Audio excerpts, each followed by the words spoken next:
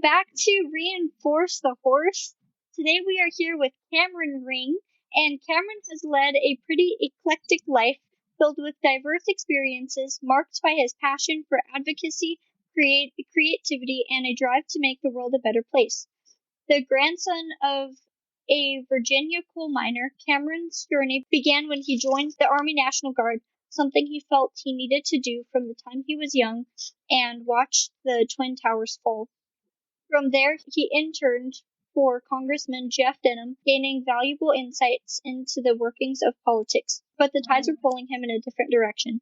Embracing his creative side, Cameron took a leap of faith and moved to New York, where he spent several years as a theater actor, starring in a wide range of plays. While his show business aspirations were taking shape, Cameron's life took an unexpected turn when an abused Tennessee walking horse named Awesome Gal entered his life. Rescued from a horrible situation, Cameron and his mom worked together to rehabilitate Awesome Gal. The bond that formed between Cameron and Awesome Gal became a source of inspiration, leading him to create a film centered around Awesome Gal's journey of resilience and redemption. But Awesome Gal had another effect on Cameron. She awakened him in burning drive to make a difference in the world. Cameron dove headfirst into political advocacy by authoring the groundbreaking Veterans from Mustangs Act. This legislation aims to save both our veterans and our wild Mustangs. Wow, awesome. So Cameron, we have a ton to unpack and talk with you about. Yeah. Super excited that you're here with us today. And thank you. I'm excited to be here. It's kind of crazy. It seems like sometimes tides of life just pull you a certain way.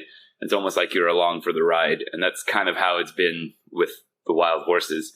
It was never a plan or a goal, but it was something that definitely pulled me almost like gravity towards it. And now I'm here in the middle of the fray, and I'm really happy to do it. But it did all start when we rescued that Tennessee walking horse who was abused with soaring. And soaring is its own issue. In all honesty, my mom has been around horses her entire life, and she didn't hear about it until she rescued Awesome Gal. So they hide it pretty well, but it's rampant, and from all indications it's increasing. But essentially, soaring is where you inflict pain on the horse, usually by putting things up in the hoof, sharp objects like nails, or you put acid on the ankles, or like a caustic chemical like kerosene oil or mustard oil, and you wrap it. They call it cooking it. That's their word for it. So it burns the flesh, and then it elicits this highly exaggerated gait called the big lick gait. And you can see it. It looks unnatural, and they will tell you, oh, soaring used to be happening in the past, but no, that's not true. The only way you can achieve the big lick gait is through pain. It's a learned response to pain. And so that happened to Awesome Gal, and yeah, it's terrible. But she's an amazing horse. And it started out when she escaped the soaring barn, came to a rescue barn. At that rescue barn was a woman who had, at the time, really young woman, barely an adult, and she had fled a abusive household. And so both of these hurt souls came together and helped each other heal. And that's what the short film is based on. And we have a feature-length script written by Frank Callow, and it's beautiful. And we're working on raising funds for that script. But the short film was directed by Frank as well, and it's had a pretty big impact. And so we're proud of that and hope to do more with it. And that's how I got into horses. I didn't realize that story was so it's based on a true story. Yes. That actually happened. Yeah, you can meet the real Sissy Lou. She's out here. So, to our listeners, we'll definitely post the link to your film. Thank you. It's powerful. It had quite an emotional response. For me. Yeah. Incredibly powerful short film. I think it's only about. It's like 6.5 minutes. It's intended to be a proof of concept because we wanted to take it to studios and show them. Unfortunately, we did this right before COVID hit, and so it set us back. But we're trying to regain that momentum. But we have something great there, and I'm proud of it, and I'm glad that it had an impact on you too, because it definitely did me. Yeah, I have so much. I feel like I could talk to you for hours because clearly there's that military veteran connection that you're well aware of. So how about we start there? Like, tell us more about your military career. I was Army National Guard, so most of my time was reserves. But I joined because I saw the Twin Towers fall, and that was the main motivation. I did have some in my family. My mom is a Vietnam vet. She was Vietnam era Navy Nurse Corps, and then my great uncle actually stormed the beaches of Normandy. So it's in my family. But if 9/11 didn't happen, I probably would not have joined, and I wanted to do my part. And so I joined the Army National Guard. I did a lot of stateside work. I guarded the inauguration in 2012 and was on standby for like things like Hurricane Sandy, things like that. You always think your life's going one direction, and I thought I was going to be reserves and then work at suit and tie job on Capitol Hill, and it quickly became that I didn't want to have a suit and tie job. I wanted something else was pulling me away, and so I got pulled away. And the last thing I did before I left Virginia, which is where I was pack a backpack and get a bus ticket to New York. And I went to New York, and I was a theater actor there, and that's where I started to be able to find this sounds cliche, but art can be freeing, and I found that in theater. And from there, Awesome Gal came into my life, and I do believe that film is probably one of the most powerful mediums. If it's done right, it can be the most powerful art form there is. And so I wanted to use this experience that I had in film to show things that matter, show the emotional side of things that no one really sees. And that was Awesome Gal. And I had a friend of mine, Frank Callow, who's a fantastic director, and he shot that stylized film was his creativity. But for me, when I did the first, like, I guess you would call it a script, it was just pictures. So, and I'm such a bad drawer, so I would do like an oval and like label it horse, and then like stick figure and label it bad guy, and like and so I showed him like these like original photos, and I was like, you know what I mean, right? He's like, no, I got what you mean. So that was it, and then he wrote a beautiful script, and now I'm all in. I discovered the Mustangs afterwards because my first advocacy was with soaring. I worked with a guy named Marty Irby. He's a fantastic animal lobbyist, probably the best one there is on the Hill. And we connected over soaring, and through that, I found out about the wild horses. And when I saw the helicopters rounding up the symbol of American freedom, it was appalling. And I, like all of us did, you and me, we signed up to defend this American heritage, not watch it be destroyed by our own government. And so just couldn't do nothing. If I decided, if every horse was taken off the range and it was that much of a catastrophe, it would not be because I didn't try my best to stop it. So this is me trying my best to do what I can to stop that. That's why I'm here. We have 2 Mustang mares now that call our place home. And amazing. A Bashkir Curly gelding. So we have 3 horses. It really blew my mind watching Wild Beauty, Ashley Avis's film, and actually seeing what I call militaristic operations that they are taking against the horses. It's a military operation. Yeah, you're right. It's almost done with an intentional vindictiveness. Those aren't people who are doing even if you thought there were too many horses, what you're seeing are not people who want to help the horses. Those are people who want to punish them. We, just as veterans, as American military veterans, have a greater insight as to how machinery, how aircraft is utilized. We can look at situations from that realm of our own training and background. Yeah. And for me, I'm still blown away at the mere the helicopter driving of these roundups. So. Yeah, he was a wannabe Apache pilot. That's what he was, with the acrobatics And it was unnecessary. So if you can achieve the goal, even if your goal is to get them off the land, you can achieve it in a much less harsh and violent way. But I don't think they I think they like it, like in a sadistic way. I really do think they like it.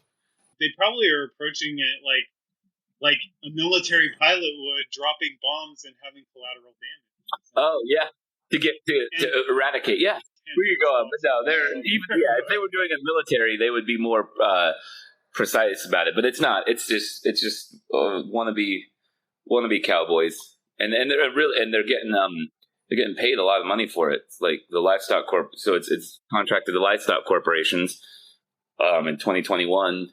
According to USAspending.gov, the Couture livestock, for example, got $2.1 million for the roundups. So that's the real reason. Over decades. You imagine like multi-million-dollar contracts every year. Of course, you want to keep it going. That's really the reason. It's not about the cattle or the horses, even. It's really about that money. That's what they want. We appreciate your efforts. So tell us more about Veterans for Mustangs. Yeah, no, I would love to. So it was, again, another thing that was like kind of the tides swept me away. It wasn't, I wouldn't say, it's very intentional now, but at the time when I started it, I never thought I would be a wild horse advocate. But it began when Awesome Gal and it became apparent that horses have a healing power that you can't get anywhere else. And I called up my friend one time. He was a Marine, a friend of mine. He was a combat Marine. And I remember and I just called him and I was like, hey, what are you doing, man? He's like, I'm with horses. What are you doing? And I was like, what? That's weird. So am I. And neither of us were horse people. And that was the beginning of realizing that this power that horses have to heal is beginning to get noticed by at least the veteran friends that I have, which is really cool. And then when we realized that the roundups were happening and how atrocious it was, a few of us just kind of came together and said, this can't happen. So we came up with the idea, and the idea is the Veterans for Mustangs Act. It's based on the way that several herds are done it, like the Assateague herd in Maryland, Salt River in Arizona, Virginia Range in Nevada, and a couple others, where they manage the herds through on-range humane fertility control as opposed to the roundups. And it keeps them wild and free. They're healthy, they're living their life, and then it would also provide jobs to veterans, because as a veteran, transition is a huge problem. And according to Stop Soldier Suicide, there are 125,000 suicides since for the war since 2001. During that same time, in terms of combat deaths, there have been 7,051. So statistically, the most dangerous time for a veteran is when they come back. And the number one reason cited for Iraq and Afghanistan veterans for reasons of depression is lack of purpose. And you come back, you're part of something overseas, you come back, and basically it's kind of like, all right, well, go get a job and here are your happy pills, go be happy. And that's pretty much the response. And so what we need is more holistic, purpose-driven jobs. And one way to do that would be to continue to use the skills that you have as veterans to go out and protect these animals that saved their lives, be guardians of this beautiful Wild West heritage that we have. And that was the motivation for this. And it was based off those places where this method is already done and there are no roundups there. And we just like to take what already works, expand it to the rest of the herds, and have hire veterans to do it.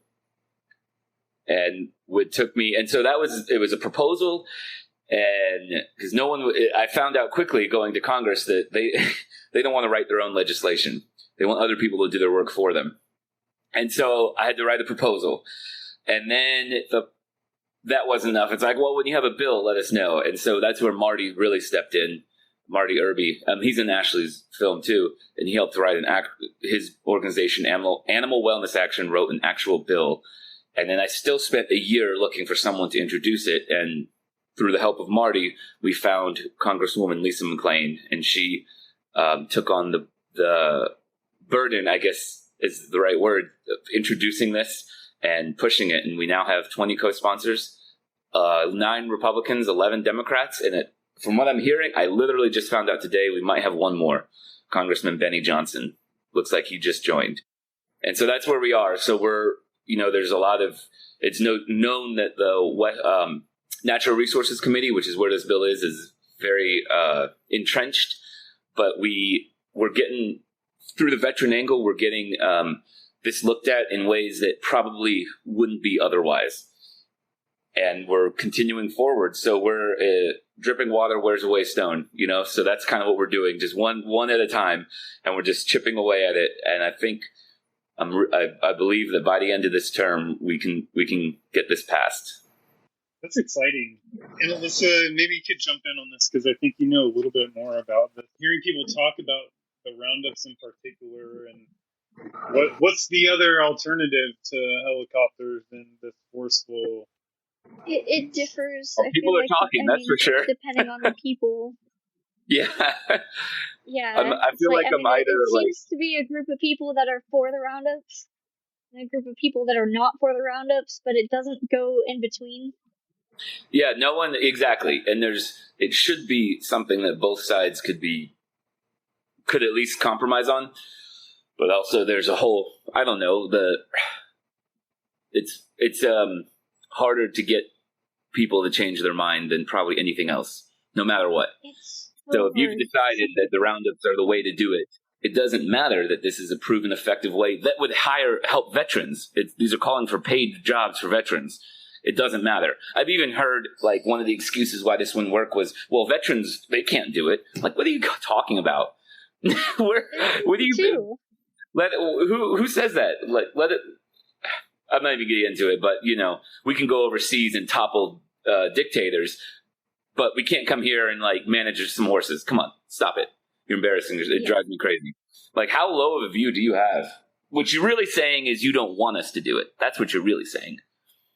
They don't want it. They've decided the roundups are the way to do it, or they're getting some kind of kickback. I don't know. Maybe there's a monetary. At least we know there's monetary incentive for some people. Maybe it goes deeper. I don't know. But there's really, and if we're being honest, there's no excuse not to support this. The roundups have been going on since 1971. At some point, people just got to get out of their own way and accept that if you don't think it's perfect, fine. But this is something that has now 21 co-sponsors.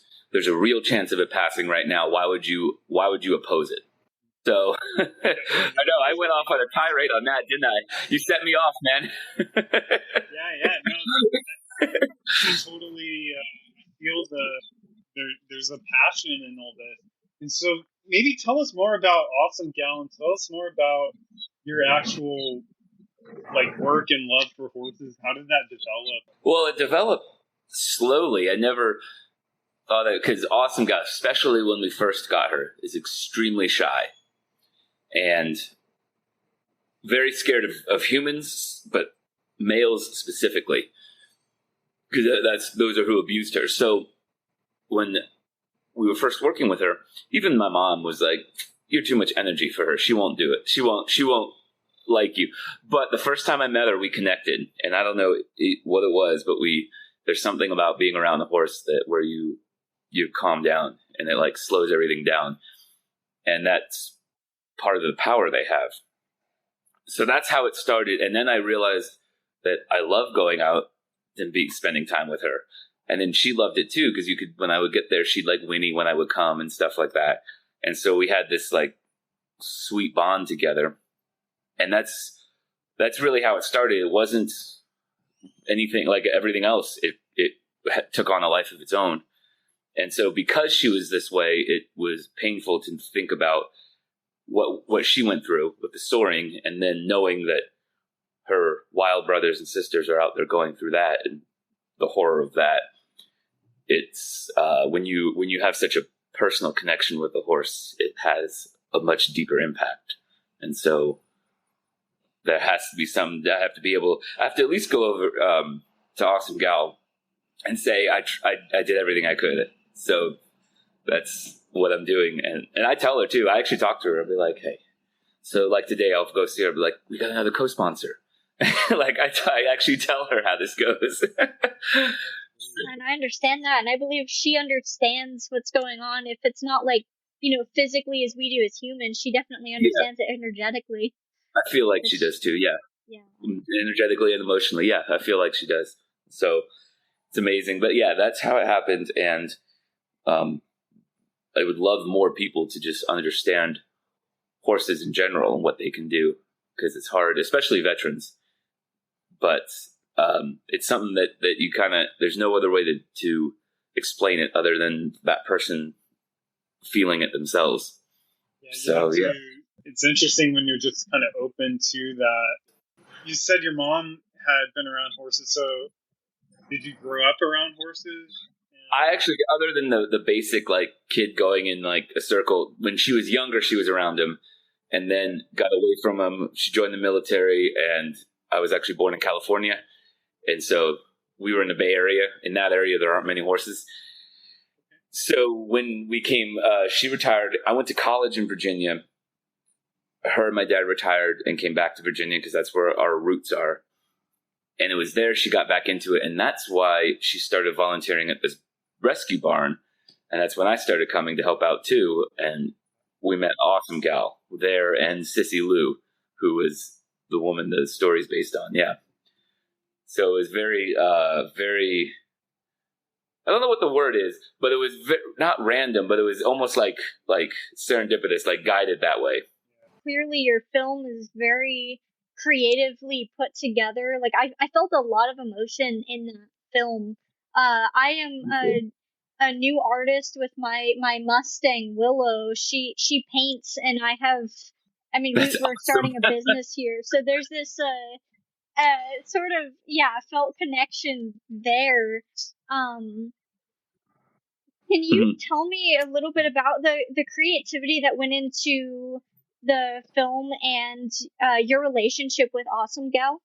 Yeah. It's one of those things. It can be hard to describe, but the creativity is, at least for me, it comes from emotion, and so I have a deep love for Awesome Gal, and a really strong desire to tell her story and prevent her other horses that are being sored, abused in the way she was, to prevent that from happening.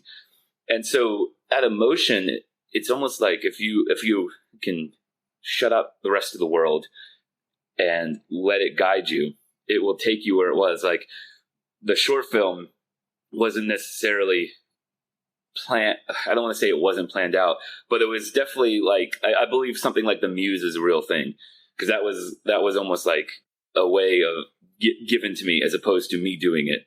It was something that was handed in. I was with Frank Callow. We seized on that moment and were able to do something with it. And that's how I think art really works. I don't think it's an internal thing where you do it. I think there's something spiritual that's beyond, and at certain times it can give you something, and if you're ready, you can grab it and get something close to that spiritual level. And I actually allowed myself to do that again for another film that's coming up, which I would love to share with you guys. It's also a short film, but this is about soldiers overseas who adopt a stray dog, and the little stray dog follows them around. And that was total divine inspiration. That was there was very little of it was trying to consciously think it through and put this together. It was mostly just something that I had felt for a while, and finally one day I let it all out, and I wrote the script one time, and we have it coming out soon. So I want to carry on with that. But when it comes to art, I think it's a spiritual thing, and I do think horses, specifically animals in general, but really horses, because they're help you connect to that spiritual level, because I think they're probably one of the most divine animals that we have, probably the most powerful, spiritually powerful animals. So if you're around them, you can connect to something greater, and that's where I think probably their healing comes from. So beautiful. Yeah. Do you think Awesome Gal, helped you create the film and how she wanted to tell her story? I really do. Yeah, I think there's definitely something there. And I think a lot of it comes from you. If you're connected with someone or some animal, you can pick up on their energies and what they're feeling. And I think at least some of that was I was able to pick up on. I don't know, it's never going to be perfect because there's still a barrier, but at least I do believe that there was a connection there, and I've at least got part of it. And it seems to have transferred to people because you're not the only one that was affected by it. So, and I'm happy about that. But you never know. Yeah, I do. Without her, it never would have happened. It's beautiful how, horses, and I've felt it with Willow primarily, their want to share their story just as much as us humans want to share our stories. And so the first time I watched the film, I didn't know that that was your horse's name. I didn't know that was her story. And so that's like, I don't know, that to know that now, it's beautiful to, it's almost like she's telling the story, like you are helping her tell her story. Yeah, you're right. And I hope I'm getting it right, but definitely she wants her story told, and that's it. And the feature length script goes deeper, and we go into the politics of it too. Like the feature length opens up with a senator taking a bribe to kill the PAST Act. That's how we open. So we go hard. And its story needs to be told. So like I said, we're really working we have a great director and a great team ready. We're looking for, hopefully the funding comes through soon, but the story's there and we're ready to go. And I'm hoping to do something similar with Mustangs and a veteran. I feel like that might be the next step, but we'll see how that goes. We'll see if I'm pulled that way or not. Yeah, so you mentioned healing. On this topic of healing, tell us more about, your journey of... I guess I've never really sat down and reflected on it, but how to heal. And I think it might sound super cheesy, but with Awesome, at least how to love too, to open up, because horses let you do that in ways that often people are closed off with humans. But if you're around a horse, you can see what giving and receiving love is like. And a horse won't let you down. So they're 100% genuine. That's why it's so sad to see all these horrible things happen to them with such an amazing animal, and it's such a spiritual animal. It's almost like they attract the worst out of humans too. They can bring out the best, but they can also bring out the worst demons. So it's pretty sad, but that was something that became apparent with Awesome Gal, and I'm really happy that it happened, because it allows you to be quiet. Like with horses, they're quiet and they're calm, and all you need to do is just, when they're around each other in the pasture in the wild, they're just in each other's presence. That's all, and that's enough. And so with Awesome Gal, I kind of learned that a lot of times when we're together, I'm just like leaning on her or whatever, and she's eating, so we're just in each other's presence, and that's all. And she taught me that's enough. Just existing can be enough. Yeah, that's beautiful. I spend the majority of my time with the horses that way. I don't really ride that often. I don't ride that much either. Yeah, I'm with you. Sometimes we'll run, but like I'll just take her, and we have this part of the pasture she likes to run down, so we'll run together. And she likes to run it. But yeah, we don't ride as much as we used to, but she so yeah, a lot of the time we spend is just together, and then we run sometimes. And sometimes she'll start running and be like, actually, no, I don't want to. And so she'll just stop and then saunter along. Yeah. Yeah. And then she'll look at me like, you can run if you want. Does it seem to you like a lot of people in the typical horse world, I don't know, they have like this thick veil over themselves? Maybe they have a puppy and they can play with the puppy. But yeah. Yeah. I think a lot of people realize how fun and playful and and goofy. Awesome Gal can be so goofy sometimes. It's hilarious. And you're right. So with that, you see it a lot A lot of times, there are some great horsemen who are competitors too, and so it is possible to do that. But you see often that it's about control. It's not about connection, a partner, but it's about control. Monty Roberts, he's a fantastic horseman, one of the best, and he says, when you're with a horse, it's a two-way street. It's a willing partnership. But a lot of people look at horses as control, and you need to show the horse who's in charge and all that. But that's not how it really is. If you're really in tune with the horse, there's no one in charge. You're both doing it together. To the point where when I've ridden Awesome, we used to, I would barely have to touch the reins. She would almost she would know where I wanted to go and things like that, and we would go explore through the woods together and barely have to pull or anything for the most shoot. And so it can be like that, and you can do that at a competition level, but it takes time and effort, and a lot of people don't want to do that. And I think ego's involved too. Like a horse doesn't do something and they blame the horse, but if there's a problem, it's never the horse, it's always the human. And no one wants to swallow their ego and say, what am I doing wrong? They always want to blame the horse. And I think that's a big problem. I hear totally that. agree with that. Yeah. It's like a lot of people are just in this perpetual state of denial. And then they get their energy, their anger goes up. And so if the horse, of course the horse is on edge when you're angry because it's a prey animal. No one wants to, for example, the best example, I don't know if you remember in the Olympics. Do you remember that one, I think it was Germany, that one trainer literally punched the horse, and the horse did something, and the horse didn't do exactly what the rider wanted, and instead of blaming the rider, who obviously screwed up, she goes up and punches the horse, and then she got suspended. But that's a perfect example of it. It's where there's no concept that this, it's almost like an ego thing. Like, how dare you challenge me? I'm the apex predator. I'll show you who's boss. It's kind of like that. But yeah, if you get to the point where you're punching the horse, it's you. It's not the horse. Come on. Mm-hmm. And didn't seem to care that there were cameras. Literally, the world was watching her. Didn't care because it was such an ego-driven thing. But tell me more about ego.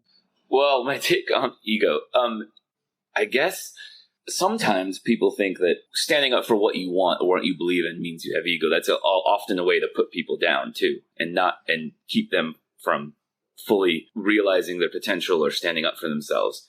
So I think it's a word that's thrown around a lot when I say it with like bad trainers or whatever. I think it means it's completely self-motivated. So you're doing everything for yourself and no gain for anything else. Sometimes, when you're standing up for someone you love, like Awesome Gal, a little ego gets in when I'm defending her or the bill or something. So it can be used in the right way. I think it's maybe a tool, or maybe that's not ego. But I always look at, when I see horses, I try to I watch them out in the pasture and see how they do it. And like when Awesome wants to do something, or she wants to go over there, she does it with intention. It's not like ego, like attacking, but she will say, I'm going here, and she'll push other horses out of the way sometimes, but it's never in a malicious intent. So I try to do it like, what would I do if I was a horse? How would I take this situation? And that's really, I don't know, I think maybe the word ego is lumped into a lot of things. Maybe we need to separate it out. Maybe it's the intention of what you're trying to do with that energy. If it's just showing the horse who's boss, like the helicopter flyers, that's one thing. But if you're using that energy to defend the horse, it's something else. So it might be that the word is too broad to describe all of that kind of energy. Yesterday, I walked out with the horses, and I've been doing it a lot lately, where I go and I just like silent my voices and just sit with them and do what they would do. And it's so fun to just like act like them, and I like put myself in their shoes, and sometimes they'll follow me and they'll walk with me, and I mean, I don't have any treats on me or whatever, and other times they'll look at me like, this is not normal, what are you doing? And it's just like, it's so fun, but they're not like, it's not really in a judgment way, like they're curious, they're like, huh, I haven't seen this in a little while. Yeah. Just, I don't know, Yeah. listening and putting intention and not sinking into the future, into the past, just feeling the present. Exactly. Yeah, they're totally genuine. On that note, Cameron, I have a question. Do you ever just roll right after you get brushed? Do I ever what? Do you ever have a roll right after you get brushed? Oh, yeah, no, I haven't yet. I wish it'd be nice to have someone brush me. But Awesome does that. No, Awesome's better. Every once in a while, we'll give her a bath, and that is the only time she rolls. When we when we put soap and bath, and the first thing she'll do is go out and roll. And we did it once. Yeah, she met Congressman Griffith because she was actually her own advocate for this PAST Act. And so we got this. Oh, she has beautiful platinum mane. You've seen the pictures. Half of her mane's black, and the other half is platinum white. And so we put shampoo and got all her shininess out. And she met with the congressman, and the camera crew was there, and did this awesome news clip for the PAST Act. And it was great. And the congressman left, and the news crew left. And as soon as we took this beautiful bridle we had on, she went and rolled. I'm a horse. Yeah, she's like, "Oh, we done? Thank God that we're done." Yeah, she's great. I know. I love to watch them roll and lay down. It's like there's something about seeing a 1,000-pound animal lay down on the ground and like just be there. Yeah, it's true. Yeah, and they it is. It's cute, and so Awesome has. But only when we watch her. Otherwise, she's fine. It's funny. But, well, on that note, I have another question for you. What is your favorite way to reinforce your horse? Ooh, right. Favorite way to reinforce my horse. Well, I think I don't. With her personally, I guess there are two answers. One is I try my best to do what I think she would want humans to do. Either it's telling her story or pushing the bill or something like that. I do that, and then that's on the external thing. But with her, reinforcing it, so we go on walks, and I know she likes to go explore outside the pasture, and we go around, and I I guess it was just, you can call it reinforcing, I guess, but wherever she wants to go. And I will walk her, and she'll guide me wherever she wants. And if she wants to run, there's usually this one spot she wants to run, she'll do it. And then when she eats, she'll eat a little bit, and then we'll go back, and we have this little walk. And so I think that's probably my favorite way to reinforce it, because I have such a good time too. And I'm just walking with her wherever she wants. That's so great. Have you heard of Caroline Resnick? Caroline, the name sounds familiar, but I don't know. She wrote a book called Naked Living.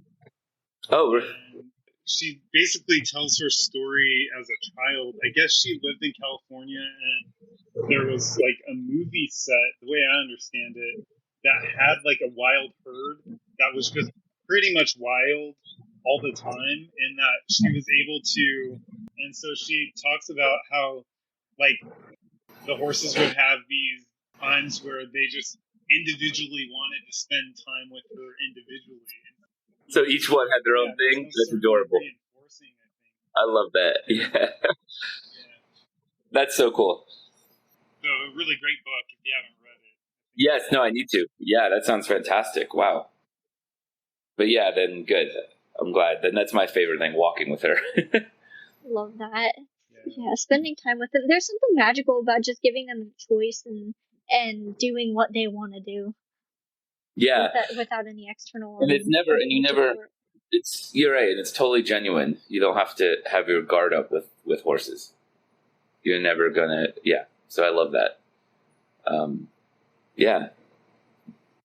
They're incredible. So I have a question about your film. I noticed how it's a story of a gelding and a girl. Was there significance in making the film with a gelding rather than a mare? The short film was that way. It was purely it was a trained horse that we knew could do that, because Awesome Gal. So that was a movie decision. In the film, we're really, if we have the right budget, we're going to focus on getting a mare and all that. But with that kit, we had someone who, the trainer who has those horses are movie set horses. They were on Spielberg. They were on Sleepy Hollow. I'm trying to think of some others that they were on. But they knew what they were doing, and he knew of soaring and didn't like it, so he gave us a discount. So that's why we had them. But they were, so that's it. It was so that we could have a horse like, when you see that horse running by the camera, it was amazing. We were able to put the camera at this spot, and he would be like, all right, that horse will run there. And 3 feet back, we'd put the camera, and that horse Zach would be up at the top, and he'd give a signal, and he'd run full speed on that perfect line and go like feet exactly on the line that the trainer said he would. And that's how we got those shots of the horse coming right by, because they were so well trained that we could put the camera right there and do that. So, yeah, it was really cool. And he's against soaring as well. He's really good with that. He was really cool to see him. Like, it's funny. You can tell when someone's doing a good job with horses, because it's almost casual. It's not like really intense like some people do. So he was just like, all right, yeah, we'll put it over there, and I'll just give the signal, and we're good to go. And like, that was it. And so it was really cool seeing. Yeah, I'm like, it was really great. But that's why there wasn't a significance other than that's what was available. You mentioned the muse earlier, and you're making this film about like the abuse of horses, and it's like that horse that you're working with to tell that story on that film is like undoubtedly, in my mind, connecting to the collective consciousness of the horse and like actually letting that flow through as well. So interesting. Yeah, never thought about that, but yeah, I think, and it's the intention too, because like I was in that and I was playing a horrible person, but you can channel it and not let it be something negative. It can be for a greater cause, and so. At least I think those horses knew that's what this was for, and then hopefully we'll be on set again with maybe some Tennessee walkers. It's harder to get them running those epic sweeping shots because they're Tennessee walking horses, but we can hopefully do something really special. And we want in the feature length, we want Awesome God to make a cameo too, which would be cool. So cool. Yeah, that would be the goal. Beautiful story that you're telling, and the message that you have for the world is very inspiring and beautiful, and it's going to go somewhere. It's already going somewhere. Thank you. Appreciate that. Instead of waiting for the world to be better for horses, I think it's important for people to take ownership of something and bring it themselves. That's why I think what you guys are doing is great. That's what happened with the Mustangs, with the Veterans for Mustangs Act. If people just, instead of letting things happen, take ownership of something and go out. You don't have to know. I had no clue what I was doing, but don't let the unknown scare you. And if everyone puts their voice out there, stands up and fight and stand strong for what they believe in, I think a lot of the world would be better. I think the biggest enemy, or the biggest, I guess the word's enemy, isn't so much bad people as it is good people doing nothing. It's apathy. That's the biggest thing we're fighting. And in fact, I've been telling my family that a lot about me. So, back in my 4+ decades of life, and especially into my adult life, I felt like I never really stood up for anything, Yeah. People, really, and you're supposed to shy away. You're saying don't make waves or whatever, but I think that's just a way of stifling people. I think, that's intentional. They don't want to hear from you.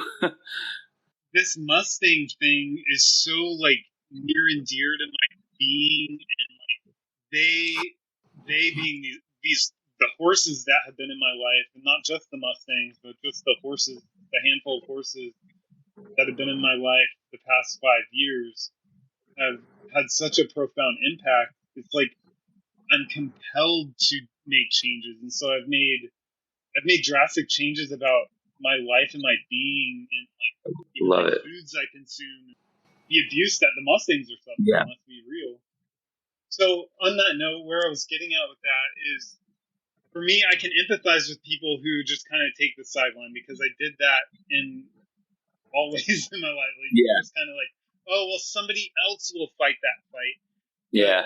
it's occurred to me now that there are ways that we can make changes that actually have a pretty dramatic collectively. It's so true. Can you tell us more about like, what people can do? And So honestly, I would love to get a letter writing campaign to Congress, but the best thing that anyone can do is write their congressman and tell them to co-sponsor HR 726. We made a trip to DC. It is getting around. So if Congress now starts hearing from their constituents, it will reinforce the fact that this is something that people want. There is, I guess the word is buzz, but it is going around the hill because I'm hearing it from other sources. So keep the pressure on, and you, Jason, should be a part of this and join us. And we should definitely talk about that. And to anyone else, like if there's one lesson you learn from me, anyone can do it. I had no plan. I had no idea what to do. When I first had meetings with Congress, I didn't even have a plan. There was no proposal, no bill. So I think just know that if you're doing the right thing and you're doing something that, I guess the better way of saying it is what the universe wants, you can just take the leap, and you'll catch yourself. Because don't be afraid of that. That's what I think people are worried about is the failure. But for me, well, even so, I can't accept failure. I can't accept not trying. So it's better to. So I would say don't let that fear hold back, because if you're doing the right way, the universe will conspire to pull you in the right direction. You gotta reach out though. It won't come to you. Yeah, I've heard it said by a number of teachers and whatnot in various ways, but how does it go? The thought, like, if you don't do what you can do, there's a problem. But I like that. If you do only what you can do, that's all that you really can do. Yeah, that's it. Yeah, that's a good point. Yeah, that's a great way of putting it. If you give everything you have, what more can you do? That's it. Right. But at least you can look in the mirror and say that you did give everything you have. And there's a lot of cynicism, it feels like, in our country, where, at least from my part, maybe it's just my own feeling, but I feel like there's a lot of negativity in the political realm. And it feels like, for a while, really since leaving the military, I left the military in 2009. And it just seems like the government and the military, at least what I remember from back then, is much different these days. And it's easy to get caught up in, like, for me, it's like, well, I'm such, I'm 1/8 billionth of people on the planet, and like, what am I going to be able to do? But it does seem, and you're an inspiration to people like me, because and Alyssa and I have talked about this in a good amount just recently, how we may feel insignificant as an individual, and the systems are not perfect, but yet they do have a way of working, and especially when we can come at it collectively. That is true. There wasn't really anyone with me in the beginning when I first was pushing this around. Now the group that we have is really small. Like, I can count them on my fingers, and I'll give them a shout out. Amy Stepp, she's a Marine veteran. She's amazing. Mark Stepp, he's an Army veteran. Fantastic guy. Dusty Johnson is with us. Now my friend Shane Uhas and Terry Galantine. She's a Air Force veteran. And then Mike Wybra, who's in Air Force veteran as well. That's 6 people plus me.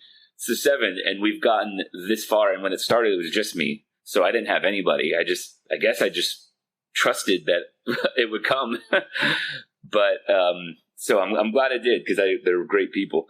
And cool. And you can definitely count me in. Awesome. Yeah, we thank you so much for joining us today. Love it. Thank you so much.